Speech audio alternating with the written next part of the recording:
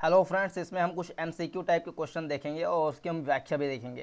क्योंकि एमसीक्यू तो खाली एक बहाना है, असली मकसद तो ज्ञान बढ़ाना है। क्या असली मकसद तो ज्ञान बढ़ाना है। तो पहला क्वेश्चन इसमें देखिए, भारत के 8 इंडस्ट्री, क्या 8 कोर इंडस्ट्री के सूचकांक में निम्नलिखित में से कौन से क्षेत्र का सबसे अधिक भारांश है।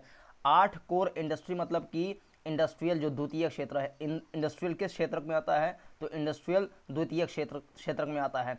कृषि मत्स्य पालन किस क्षेत्र में आता है, तो ये सब जो है अपने आते हैं प्राथमिक क्षेत्र में। किसमें? प्राथमिक क्षेत्र में आते हैं कृषि वगैरह। लेकिन द्वितीय क्षेत्र में आते हैं ये इंडस्ट्रीज वगैरह आते हैं द्वितीय क्षेत्र में।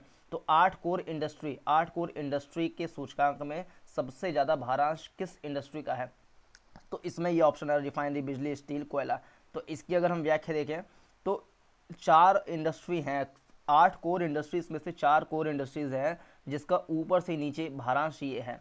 सबसे ज़्यादा भारांश जो है रिफाइनरी का है, यानी रिफाइनरी का ज़्यादा योगदान होता है। किसका? रिफाइनरी का ज़्यादा योगदान होता है सूचकांक में या फिर उत्पादन में। 8 कोर इंडस्ट्रीज में रिफाइनरी का सबसे ज़्यादा भारांश है। किसका? रिफाइनरी का सबसे ज़्यादा भारांश है।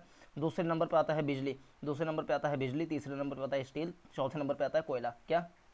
सबसे ऊपर है रिफाइनरी, दूसरे नंबर पे है बिजली, तीसरे नंबर पे है कोयला, स्टील, चौथे नंबर पे है कोयला। क्या? फिर से रिफाइनरी, बिजली, स्टील, कोयला। तो ऊपर से नीचे यानी कि सबसे ज़्यादा से सबसे कम की ओर भारांश ऊपर के 4 इस प्रकार से हैं, रिफाइनरी, बिजली, स्टील, कोयला। तो ये हो गया इसका आंसर। फिर सेकंड क्वेश्चन, तो यानी कि इसमें सबसे ज़्यादा किसका हो गया? रिफाइनरी उत्पाद का जो भारांश जो है सबसे ज़्यादा है। फिर सेकंड क्वेश्चन में, हाल ही में किस देश ने गिलगिट बाल्टिस्तान को अस्थायी प्रांतीय दर्जा देने के लिए एक कानून को अंतिम रूप दिया है? किसने? गिलगिट बाल्टिस्तान वाले एरिया को अस्थायी प्रांतीय दर्जा देने के लिए एक संविधान में संशोधन किया गया है। और इन 4 देशों में से कौन सा देश है, तो वह देश है ना पाकिस्तान, वो देश है पाकिस्तान। पाकिस्तान जो है अपनी संसद में एक संविधान संशोधन विधेयक को प्रस्तुत किया है और गिलगिट बाल्टिस्तान वाले क्षेत्र को जो है अपना हिस्सा बनाएगा, एक अस्थायी प्रांतीय दर्जा उसको देगा। तो इस तरीके से इसका सही उत्तर हो जाएगा पाकिस्तान। पाकिस्तान की राजधानी क्या है, तो पाकिस्तान की राजधानी इस्लामाबाद। इस्लामाबाद की पहले राजधानी कराची हुआ करती थी, लेकिन कराची को बदल करके इस्लामाबाद रख दिया गया काफ़ी सालों पहले।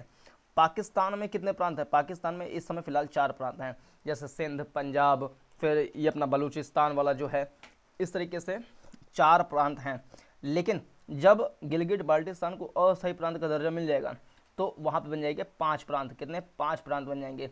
गिलगिट बाल्टिस्तान जो कि वर्तमान पीओके वाला जो हिस्सा है, पाक ऑक्युपाइड कश्मीर में ही गिलगिट बाल्टिस्तान पड़ता है। इस वाले हिस्से में गिलगिट बाल्टिस्तान पड़ता है, जिसको भारत जो है अपना क्लेम करता है। लेकिन इस समय नियंत्रण किसके ऊपर है? पाकिस्तान जो है नियंत्रण करके रखा हुआ है इस वाले पीओके वाले हिस्से पे। तो गिलगिट बाल्टिस्तान को जो है पांचवा राज्य जो है अस्थायी प्रांत का दर्जा देने की बात कर रहा है पाकिस्तान।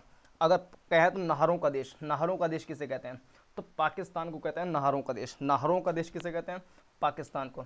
नदियों का देश किसे कहते हैं, तो है बांग्लादेश। नदियों का देश किसे कहते हैं? बांग्लादेश। झीलों का देश किसे कहते हैं, तो है फिनलैंड। झीलों का देश किसे कहेंगे? फिनलैंड।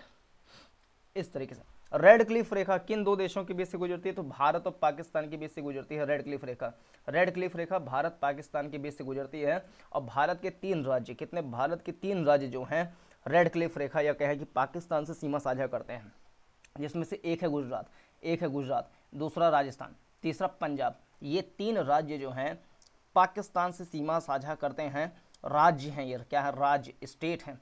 लेकिन केंद्र शासित प्रदेश की बात करें तो जम्मू कश्मीर ये भी सीमा साझा करता है, केंद्र शासित प्रदेश, लेकिन ये राज्य नहीं है। जम्मू कश्मीर केंद्र शासित प्रदेश भी जो है पाकिस्तान से सीमा साझा करता है। अगर इस तरह से मैप बनाएंगे तो इतना हिस्सा, आधा हिस्सा जो है लद्दाख है, और यहाँ पे हिस्सा जो है जम्मू कश्मीर है, और ये वाला हिस्सा जो है ये पीओके है। ये वाला हिस्सा क्या है? पीओके है ये। तो पीओके है ये। जब पीओके भी मिल जाएगा तो जाहिर सी बात है जम्मू कश्मीर में ये सारा हिस्सा ऐसे मिल जाएगा। तो जम्मू कश्मीर लगता है पाकिस्तान से, लेकिन ये एक केंद्र शासित प्रदेश है, ना कि एक राज्य है। हालांकि इसको राज्य देने की बात की जा रही है। अगर मैकमाहोन रेखा पूछें तो मैकमाहोन रेखा भारत और चीन के बीच में स्थित है। भारत का कौन सा राज्य है जो मैकमाहोन रेखा बनाता है, तो अरुणाचल प्रदेश जो है मैकमाहोन रेखा बनाता है। इसके अलावा चीन से कौन कौन से राज्य सीमा साझा करते हैं, तो पहला नंबर केंद्र शासित प्रदेश लद्दाख, दूसरा हिमाचल प्रदेश, लेकिन ये राज्य हैं, एक केंद्र शासित प्रदेश है, एक केंद्र शासित प्रदेश है, बाकी सारे स्टेट हैं, जिसमें से हिमाचल प्रदेश, फिर उत्तराखंड, फिर कह लें उत्तराखंड के बाद हम कह सकते हैं कि क्या सिक्किम, उसके बाद कह लें अरुणाचल प्रदेश। तो ये 4 राज्य हैं जो सीमा साझा करते हैं चाइना के साथ, और एक लद्दाख भी है जो केंद्र शासित प्रदेश है, वो चाइना के साथ सीमा साझा करता है। सबसे ज़्यादा सीमा साझा होता है बांग्लादेश के साथ, किसके? बांग्लादेश के साथ 4096.7 किलोमीटर सीमा साझा होता है। सबसे ज़्यादा स्थलीय सीमा साझा होता है किसके? बांग्लादेश के साथ भारत का। तो इस तरीके से ही हो गया। अब नेक्स्ट क्वेश्चन, 1 अगस्त 2021 को किसने लेखा महानियंत्रक, एक होता है महालेखा नियंत्रक एवं महालेखा परीक्षक, भारत का नियंत्रक एवं महालेखा परीक्षक जो संविधान के अनुच्छेद 148 में उल्लेख किया गया, CGA, वो दूसरा चीज़ है। लेकिन एक होता है लेखा महानियंत्रक, क्या? लेखा महानियंत्रक, जिसको बोलते हैं CGA, ये CGA है। तो लेखा महानियंत्रक का पदभार किसने ग्रहण किया है? तो किसने ग्रहण किया है इसका हम देखते हैं इसकी व्याख्या सबसे अंत में मिलेगी। यहाँ पे लिखा हुआ है, देखिए ये लेखा महानियंत्रक यानी CGA कौन बना है? दीपक दास बने हैं लेखा महानियंत्रक। CGA बने हैं दीपक दास बने हैं लेखा महानियंत्रक। लेकिन अगर कहे भारत का नियंत्रक और महालेखा परीक्षक यानी कि CGA, controller and auditor general of India, यानी कि CAG, controller and auditor general of India, CAG, controller and auditor general of India. तो संविधान की अनुच्छेद 148 में controller and auditor general of India यानी कि भारत का नियंत्रक एवं महालेखा परीक्षक की बात की गई है। और इस समय वो कौन है? तो वो है गिरीश चंद्र। कौन है? गिरीश चंद्र जो है भारत के नियंत्रक और महालेखा परीक्षक हैं। जब सिर्फ लेखा महानियंत्रक पूछा जाए, तो वह है दीपक दास। जब नियंत्रक और महालेखा परीक्षक पूछा जाए तो वह है गिरीश चंद्र। तो इस तरीके से ये वाला प्रश्न हमने देख लिया, कौन है? दीपक दास हैं। कौन है? दीपक दास इस समय बन गए हैं अपने ये लेखा महानियंत्रक। तो इसमें जो है ये डी वाला विकल्प अपना सही हो जाएगा। अब एक अंतिम क्वेश्चन को फिर से देखते हैं, असंगत की पहचान कीजिए। क्या असंगत की पहचान करना है? यानी कि किसको ये निक नेम दिया, इधर नेम है और इस तरफ निक नेम है। तो Salim Ali birdman, Sreedharan metroman, Kailash Sankhla tigerman, Tessy Thomas waterman. तो इसमें असंगत की हमें पहचान करना है। तो ये सारे के सारे यहाँ पे लिस्ट जो है हमने लिख रखे हैं ऑलरेडी। सलीम अली को कहते हैं क्या? बर्डमैन किसे कहते हैं? Salim Ali. Birdman of India किसे कहते हैं? सलीम अली को कहते हैं बर्डमैन ऑफ इंडिया। ये किस अभयारण्य से संबंधित हैं? तो ये केवलादेव पक्षी अभयारण्य से संबंधित है, जो कि कहाँ पड़ता है? राजस्थान के अंदर में पड़ता है। केवलादेव पक्षी अभयारण्य कहाँ पड़ता है? राजस्थान के अंदर में पड़ता है। सलीम अली जो हैं उनको कहा जाता है Birdman of India. Salim Ali कहते हैं बर्डमैन ऑफ इंडिया। मेट्रोमैन, और ये केवलादेव पक्षी अभयारण्य कहाँ है? राजस्थान के अंदर में। केवलादेव पक्षी अभयारण्य राजस्थान के अंदर में, जो कि सलीम अली इससे संबंधित हैं, इसीलिए इनको कहा जाता है बर्डमैन कहा जाता है इनको, सलीम अली को। मेट्रोमैन ऑफ इंडिया किसे कहते हैं? मेट्रोमैन ऑफ इंडिया, तो इसको श्रीधरन कहते हैं मेट्रोमैन ऑफ इंडिया। श्रीधरन कहते हैं मेट्रोमैन ऑफ इंडिया। ये किस मेट्रो संबंधित है? तो ये दिल्ली मेट्रो संबंधित, किससे? दिल्ली मेट्रो संबंधित है श्रीधरन। अगर पूछा जाए कि भारत की पहली मेट्रो, क्या भारत की पहली मेट्रो कहाँ चली थी? तो चली थी 1984 में चली थी कोलकाता के अंदर में। कोलकाता के अंदर में चली थी, क्या चली थी? भारत की पहली मेट्रो चली थी कोलकाता के अंदर में 1984 में। 1984 में एक घटना और हुआ था, भोपाल गैस त्रासदी। कब हुआ था? 1984 में, जिसमें किस गैस का रिसाव हुआ था? मिथाइल आइसोसाइनाइड गैस का रिसाव हुआ था। उसी साल की बात है, 1984 के दिन में भारत की पहली मेट्रो कहाँ चली? कोलकाता के अंदर में चली थी। 1984 के अंदर में कोलकाता में चली थी। पानी के नीचे, अगर प्रश्न है पानी के नीचे चलने वाली पहली मेट्रो कहाँ चली थी? पानी के नीचे चलने वाली पहली मेट्रो चली थी कोलकाता मेट्रो। क्या? कोलकाता मेट्रो चली थी। पानी के अंदर चलने वाली सबसे पहली मेट्रो कोलकाता मेट्रो चली थी। हुगली नदी के किनारे कौन सा शहर है?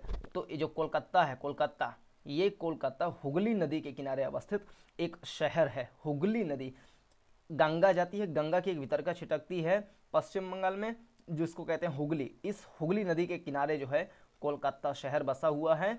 जब झारखंड से छोटा नागपुर पठार से दामोदर नदी आती है, जो कि छोटा नागपुर पठार को आधे आधे हिस्से में आधा आधा बांट देती है, तो वो हुगली नदी में आकर के मिल जाती है।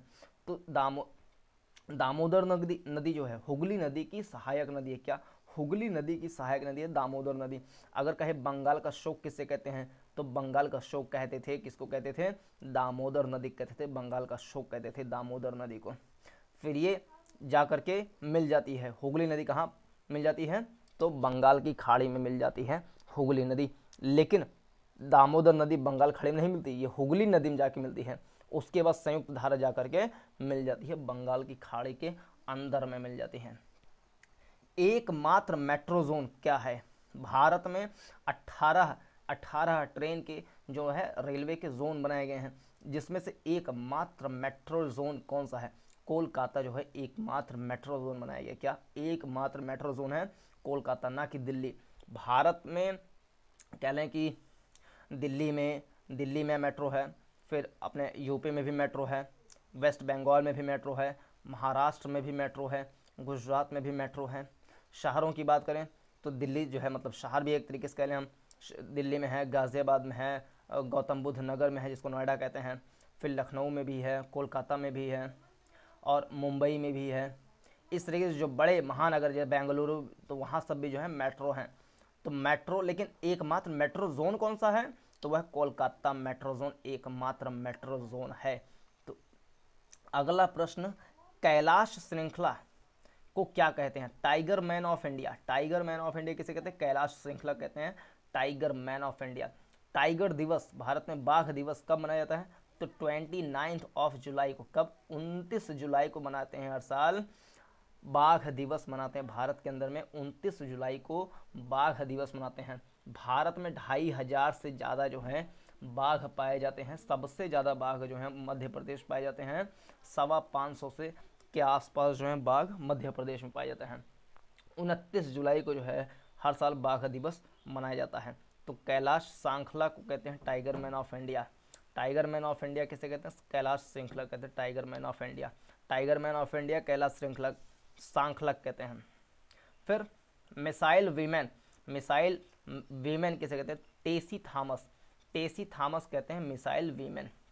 मिसाइल मैन ऑफ इंडिया कहते हैं डॉक्टर APJ अब्दुल कलाम, लेकिन मिसाइल वीमेन ऑफ इंडिया किसे कहते हैं? तो वो है टेसी थॉमस। कौन है? टेसी थॉमस है missile women of India. Waterman of India किसे कहते हैं? तो वाटरमैन ऑफ इंडिया कहते हैं डॉक्टर राजेंद्र को। किसे? डॉक्टर राजेंद्र को कहते हैं वाटरमैन ऑफ इंडिया कहते हैं। इसके अलावा गुजरात का ग्रीन मैन, क्या? गुजरात का ग्रीन मैन किसे कहते हैं? तो विरल देसाई। कौन? विरल देसाई को कहते हैं गुजरात का ग्रीन मैन कहते हैं। और ये सत्याग्रह अगेंस्ट पॉल्यूशन नाम का अभियान चलाए थे। क्या?